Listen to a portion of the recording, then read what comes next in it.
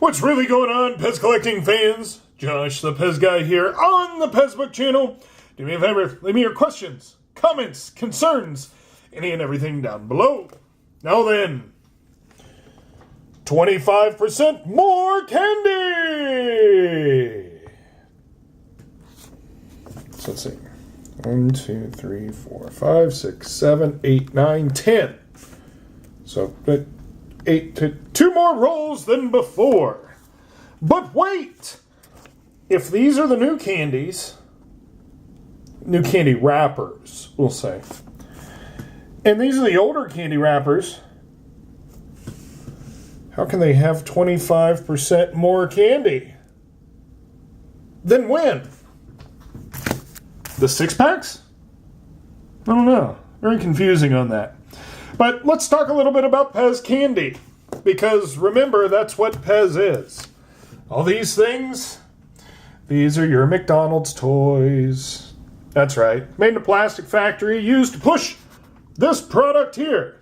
Not these, but these. And those. And some of them in is there.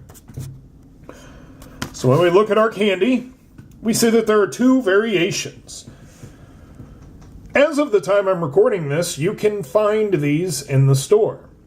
And what I was really aiming for was trying to find all 4 of the sours in one pack. As you can see over here, this is an example of all packs. They're just randomly put in.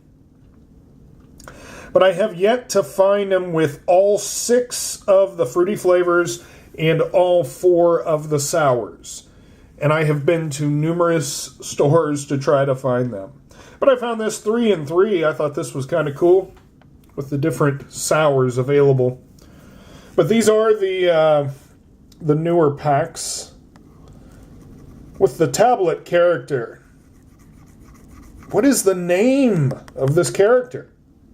We need to name this character.